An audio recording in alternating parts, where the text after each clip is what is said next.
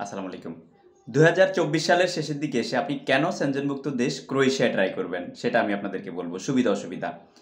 আপনারা যারা ইউরোপের সেনজেনভুক্ত অন্যান্য দেশে যাওয়ার জন্য সময় বরবাদ করতেছেন, ভুল সময়ে ভুল দেশ ট্রাই করতেছেন। যেমন ধরেন ইতালি, হাঙ্গেরি, মাল্টা, পোল্যান্ড, স্পেন, পর্তুগাল, জার্মান বা এই টাইপের দেশগুলো যারা ভুল সময়ে ওয়ার্ক পারমিট ভিসায় যাওয়ার জন্য আবেদন করে যখন ভিসা রেশিওটা ভালো না আপনারা জেনে হোক না জেনে হোক আপনারা আবেদন করে কিন্তু ধরা খাচ্ছেন বা আপনাদের সময়টা বরবাদ হয়ে যাচ্ছে। তাদের জন্য আমি বলবো বর্তমান সময়ে রাইট টাইম রাইট কান্ট্রি যখন যে দেশ ভালো ভিসা দিবে সেই সময় সেই দেশ ট্রাই করতে হবে। ভুল সময়ে ভুল দেশ ট্রাই করলে কিন্তু গোলকধাঁধায় পড়ে ইউরোপের স্বপ্ন আপনার আর বাস্তবায়ন হবে না। বর্তমান সময়ে ক্রোয়েশিয়া যথেষ্ট ভালো ভিসা দিচ্ছে। Croatia Shenzhen country.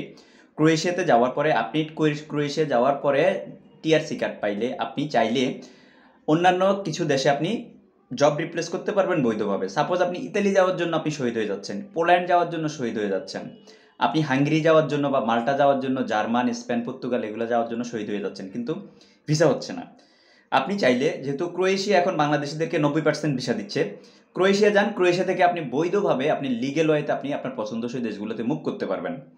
তো এই জিনিসটা আপনি কাজে লাগাইতে পারেন, কারণ ভুল সময়ে ভুল দেশ ট্রাই করলে হবে না। হয়তোবা আমরা অনেকে মনে করি যে আমরা মাল্টা ট্রাই করতে চাই, হাঙ্গেরি ট্রাই করতে চাই, কারণ এগুলা বাংলাদেশ থেকে হয়, ক্রোয়েশিয়ার জন্য আবার নেপাল বা ইন্ডিয়া যেতে হবে, আমরা এই হ্যাসেল নিতে চাচ্ছি না।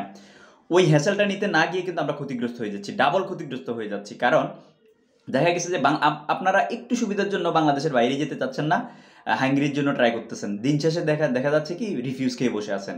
তো আপনি দেশের বাইরে গেলে যে টাকাটা আপনার খরচ হইতো, দেখা গেছে যে বাংলাদেশে থেকে আপনি এম্বাসি ফিটি দিয়ে এম্বাসি ডেট কিনে আপনি রিফিউজ খাওয়ার পরে দেখেন যে তার থেকে বেশি টাকা, ডাবল টাকা খরচ হয়ে গেছে। তো আমি বলবো ক্রোয়েশিয়াতে ট্রাই করেন। বর্তমানে ক্রোয়েশিয়াতে যথেষ্ট ভালো ভ্যাকেন্সি আছে। আপনি যদি ভালো এজেন্সি পান, আপনার সাধ্যের মধ্যে হয়, আপনি ট্রাই করতে পারেন। আমরাও ফাইল প্রসেস করতেছি।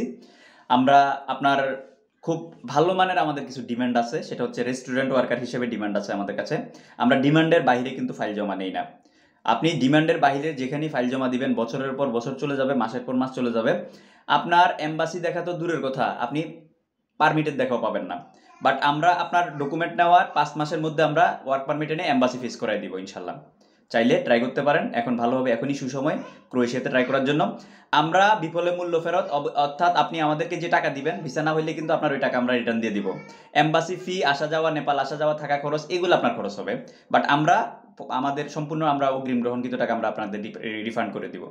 তো আপনারা যদি যাদের ইউরোপের সেনজেনভুক্ত দেশে যাওয়ার বাজেট আছে, বাজেট রাখেন, তারা ট্রাই করতে পারেন।